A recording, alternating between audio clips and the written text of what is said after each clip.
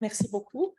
Alors, dans le contexte actuel dominé par une complexité qui nous dépasse sur des multiples plans, écologique, économique, sociétal, numérique, culturel, éducationnel, un contexte qui se voit également associé au développement accru d'une intelligence autre que l'intelligence humaine, l'intelligence artificielle, il est impératif de nous pencher sur la posture de l'être humain face au savoir.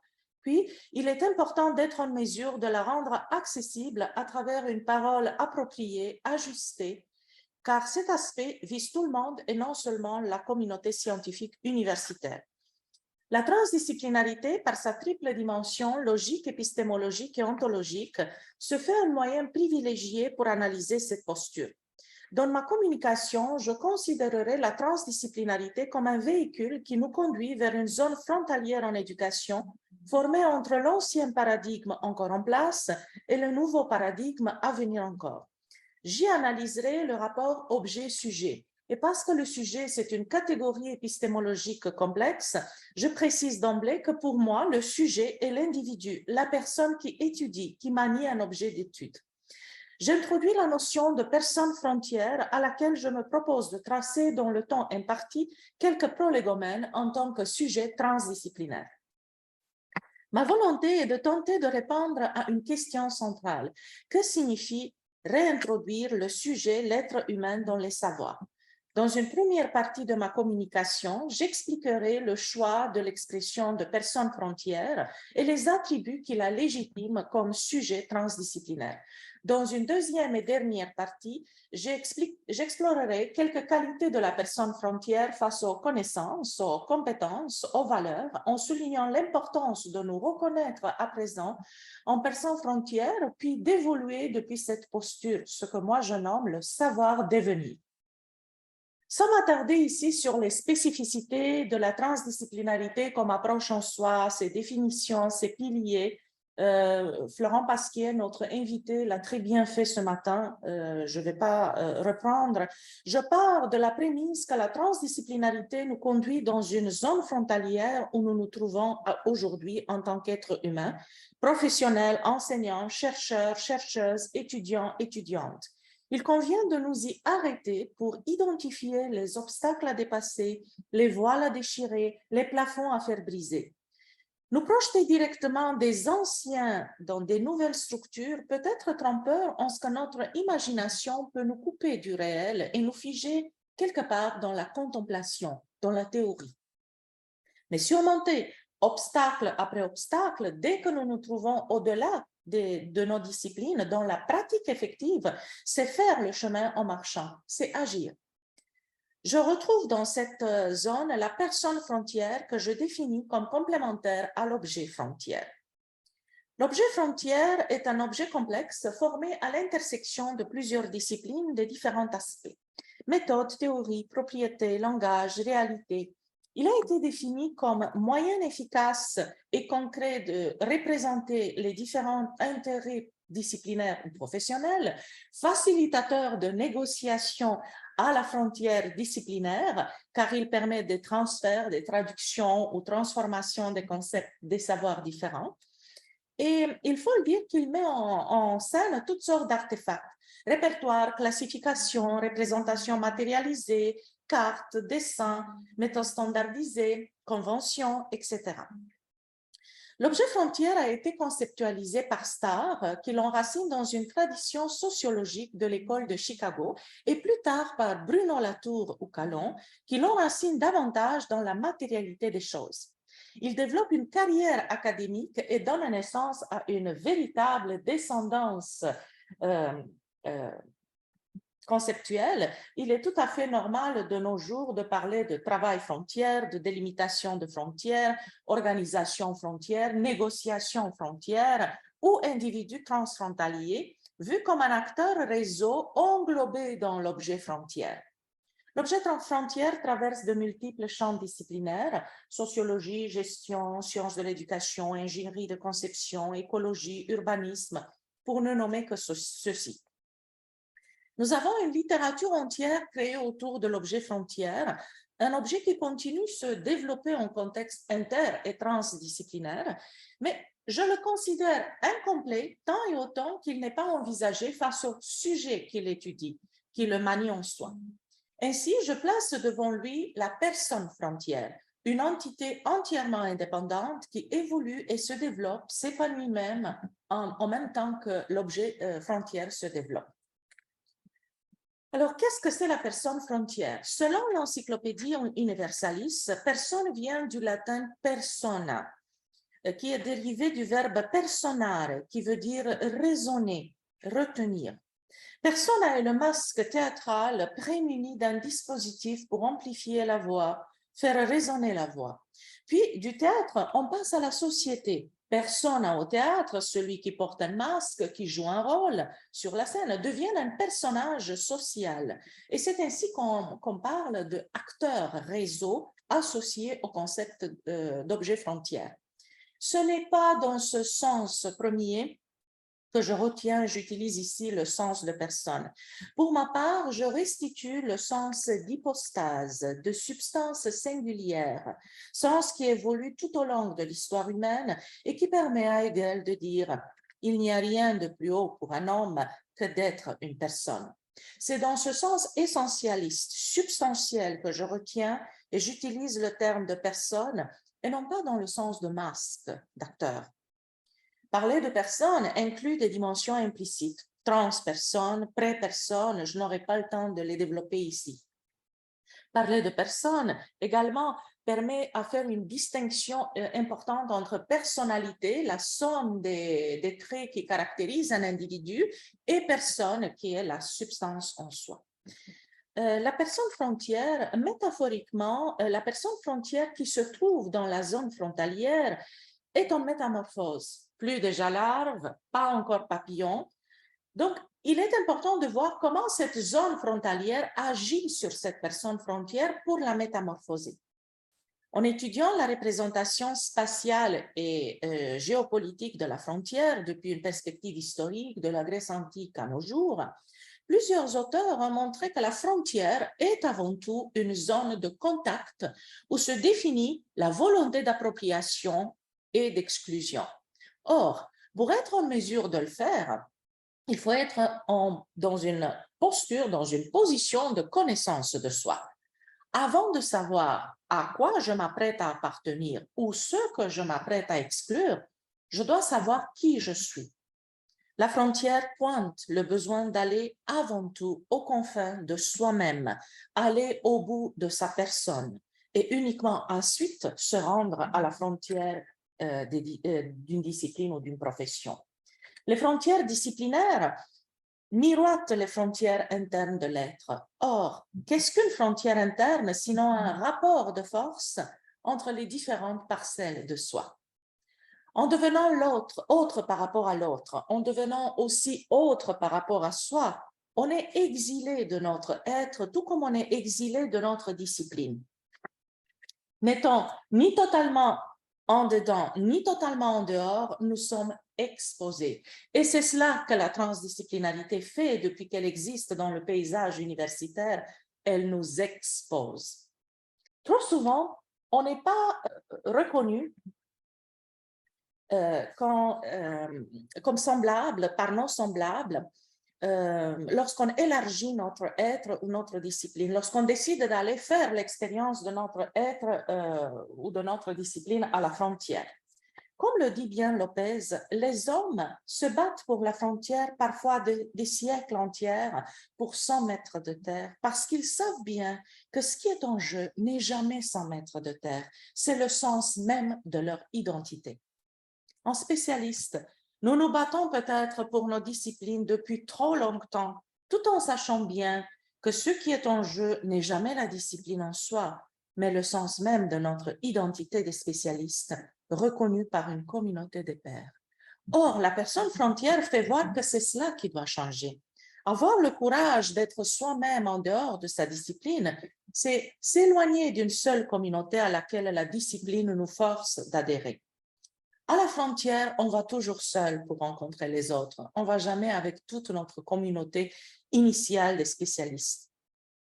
En réintroduisant le sujet auprès de l'objet, en l'étudiant à la frontière dans cet espace voilé encore, mais pas pour longtemps, la personne frontière libère l'être du collectif qui s'installe en lui avant que sa propre individualité soit définie pleinement. La personne frontière libère le spécialiste d'une seule communauté scientifique stricte qui, pour le légitimer, lui demande de respecter des bornes. Vous savez, aujourd'hui, les paradigmes tombent. Certaines disciplines se meurent. Que l'on n'aime pas, que l'on veuille pas. Il faut se mettre en marche. Il faut avoir le courage de traverser la zone frontalière pour nous ouvrir vers d'autres savoirs, pour nous reformer. La personne frontière sonde et vérifie la capacité de notre pensée à transposer des formes. Rendu ici, c'est le mythe qui nous aide mieux à comprendre la frontière qui contient en elle tout et son opposé à la fois. Alors, Arès, le dieu de la discorde, assimilé par les Romains au dieu Mars, domine sur la terre.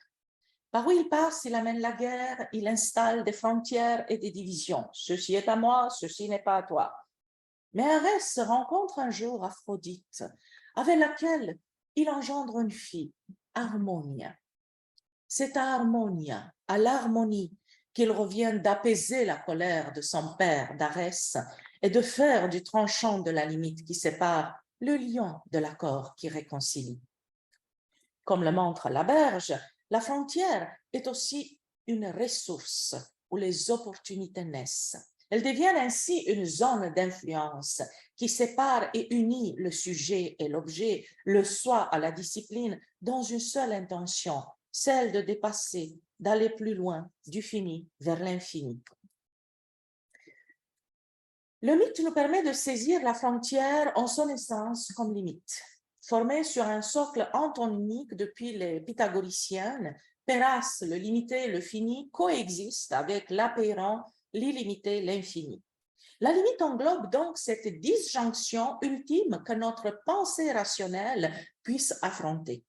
Et c'est ainsi que j'aimerais proposer la personne frontière comme une synthèse d'opposés qui la met en marche pour aller d'abord au-delà d'elle-même avant d'aller au-delà des disciplines et des professions. C'est ainsi que la personne frontière restitue aussi le caractère essentiel de l'être humain dévoilé par la transdisciplinarité Homo sui transcendentalis. Confrontons donc cette personne frontière au savoir. Sue McGregor, une grande spécialiste canadienne de la transdisciplinarité, définit deux types de savoir.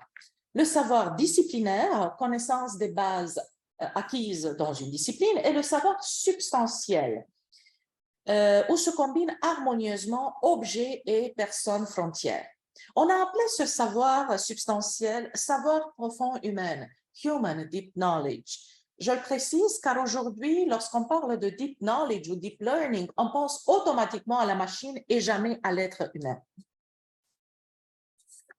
Le savoir profond humain est transdisciplinairement défini comme un savoir unifiant au niveau intrinsèque, sujet et objet, au niveau extrinsèque, université et société, discipline et vraie vie.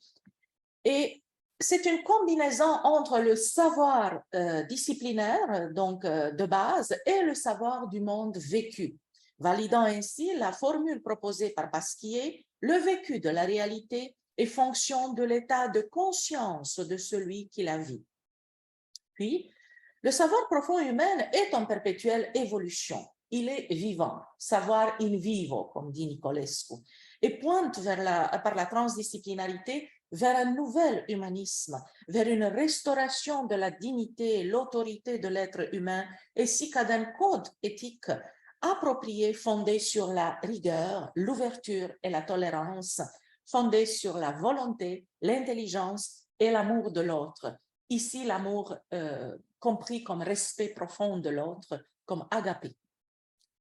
Pour s'approprier un tel type de savoir humain, on doit privilégier et faciliter un apprentissage profond humain qui édifie une éducation profonde. L'éducation profonde, c'est un terme proposé pour la première fois par Chan, repris par McGregor, et concerne tout l'être humain, donc au complet, et vise un sens profond d'identité humaine et présuppose une reconsidération de la manière dont l'être humain voit la réalité disciplinaire et plus loin, sa propre réalité à soi. L'apprentissage profond humain est l'opposé d'un apprentissage en surface. La transdisciplinarité fait voir qu'il ne s'agit pas de traverser indifféremment les disciplines, il s'agit de relier les savoirs disciplinaires à soi-même.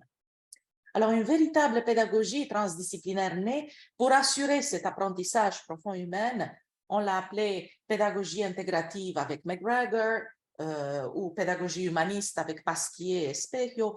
Je laisse cela aux spécialistes que nous avons le plaisir d'avoir parmi nous aujourd'hui. Il y a même une séance qui traitera des attributs de la pédagogie et de la transdisciplinarité dans notre colloque. Pour ma part, je me limiterai à dire qu'en s'engageant dans un apprentissage profond, la personne frontière développe des habitudes de pensée transdisciplinaires qui lui permettent de manier intelligemment l'incertitude et l'inattendu qui caractérisent l'époque actuelle et surtout l'époque à venir. Et c'est ainsi que nous reconnaissons que ces savoirs et ces apprentissages profonds humains, on les reconnaît comme des savoirs et des apprentissages essentiels, c'est-à-dire qui visent l'essence de l'être humain.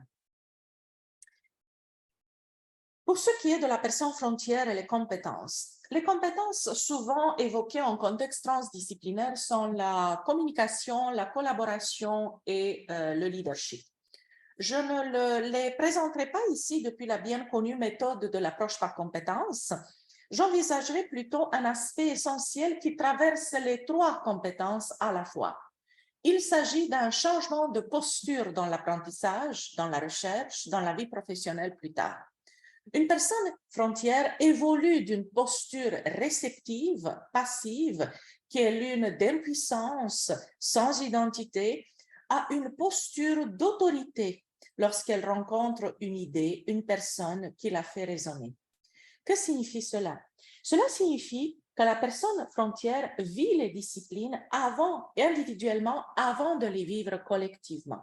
Sinon, elle adhère aux disciplines et aux professions plus tard, depuis une position de vide intérieur personnel. Le mouvement de création de sens dans l'apprentissage profond, dans la recherche, dans la profession, et donc de l'individu conscient vers le collectif, et puis du collectif vers l'individu. Vivre les savoirs, les disciplines individuellement puis collectivement est essentiel dans notre perspective d'harmonisation entre l'objet d'étude et le sujet qu'il étudie. Pour ce qui est de notre propre acte de transmission et de transformation de savoir, inviter nos étudiants à vivre les disciplines qu'ils ou elles traversent, c'est les inviter à prendre le chemin vers leur propre puissance dans le savoir. Or, cela signifie admettre que les études sont importantes selon le réel de chacune et de chacun, ce qui appelle une réforme urgente dans les évaluations, par exemple, qui ne doivent plus demeurer de simples mesures généralisées et chiffrées, mais bien cibler davantage le progrès de chacun et de chacune. Cette personne frontière qui s'individualise, qui renaît à partir de soi, participe à travers ses démarches à l'évolution d'une politique de pouvoir disciplinaire à une politique de puissance, posture fondamentale portée par la transdisciplinarité et associée au savoir. La personne frontière participe à une universalisation du savoir. Son intention, à travers la parole, est d'éclairer et non pas de juger l'autre depuis sa discipline. Cela présuppose que la personne frontière comprenne la nature des influences sur elle. Les influences peuvent être de tout type, sociales, mémorielles, traditionnelles, familiales, disciplinaires même. Pour cela, il faut ajuster notre ego et notre parole, qui va ajuster à notre niveau l'ego disciplinaire. Vous savez, il y a encore aujourd'hui des disciplines qui se considèrent supérieures aux autres. Or, la discipline est une abstraction. Ce n'est pas la discipline qui se considère supérieure à une autre, c'est bien les spécialistes de cette discipline. Alors, pour moi, le savoir devenir englobe tous les autres savoirs. Florent Pasquier définit le savoir devenir comme développement de soi, développement personnel. Nous n'allons pas le comprendre dans un sens de New Age ici, mais depuis un contexte d'évolution harmonieuse entre l'objet et le sujet d'étude. Or, Cela renouvelle toute l'éducation, le rôle de l'éducation, qui ne peut plus demeurer un simple espace de développement de compétences professionnelles, car cela serait la réduire à une seule strate des savoir-faire et ignorer toutes les autres strates qui la composent. Dans notre cas, le développement de soi repose et englobe les connaissances, les compétences, les valeurs que nous intégrons, aspect qui a été défini comme transdisciplinaire dès le départ par Nicolescu dans le manifeste de la transdisciplinarité. Le savoir devenir inscrit la personne frontière dans un mouvement qui n'est pas toujours une déconstruction suivie par une reconstruction, mais bien parfois une nouvelle création qui se fait à côté. Je pense à la nouvelle université de l'Ontario français de Toronto qui émerge et où je suis à présent professeur associé. C'est en cela que la personne frontière se range du côté de l'agir et non pas du réagir. En agissant, la personne frontière passe de l'observation à l'exécution. Le moteur de cette dynamique est le besoin que je distingue du désir. Une personne qui a besoin d'exécuter quelque chose contient, assume tout ce qui peut intervenir dans le parcours d'accomplissement, bon et mauvais à la fois. Alors que le désir, pour moi, demeure plus superficiel et moins impactant au niveau de l'être humain, on peut l'abandonner beaucoup plus facilement. Pour une personne frontière, la question est un obstacle, la réponse est une mise en mouvement et la solution est un engagement. La solution n'est donc pas une simple réponse, mais bien plus que cela. C'est en ce sens que la personne frontière est une personne engagée qui agit et ne réagit pas uniquement, qui exécute et qui n'observe pas seulement. En conclusion, ma volonté a été, avec cette présentation, tenter de répondre à la question centrale que signifie réintroduire le sujet, l'être humain, dans les savoirs auprès des objets d'étude. La personne frontière fait voir que nous sommes dans une zone frontalière, que nous avons le choix de continuer à nous opposer à ce qui est, poursuivre notre bataille contre les moulins parfois, ou commencer à édifier en parallèle à côté. Dès que la nouvelle édification sera suffisamment structurée, la migration de l'ancien vers le nouveau se réalisera d'elle-même.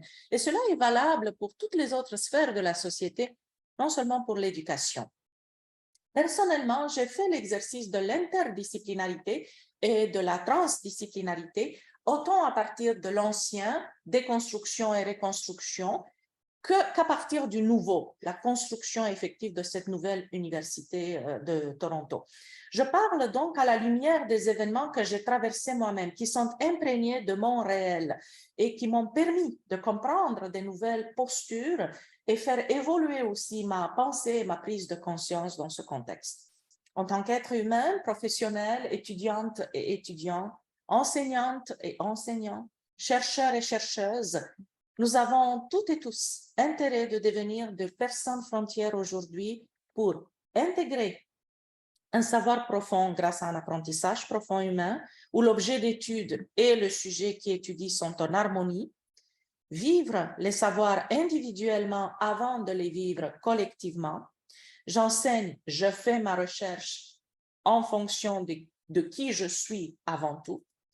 Évoluer d'une politique de pouvoir à une politique de puissance associée au savoir, éclairer et non pas juger l'autre depuis sa discipline, avoir besoin de créer, non seulement désirer, choisir parfois d'édifier du nouveau à côté au lieu de toujours s'opposer à l'ancienne, évoluer de agir à réagir. Alors, comme personne frontière porteuse des savoirs, nous sommes aujourd'hui à la frontière, à la limite entre ce qui est déjà là et ce qui n'est pas encore, entre individus et collectifs, entre disciplines et des nouvelles aires transdisciplinaires qui émergent, entre université et société. Il nous revient donc la tâche de trouver les moyens pour bien assumer cette posture légitimée comme transdisciplinaire. Merci de m'avoir écouté.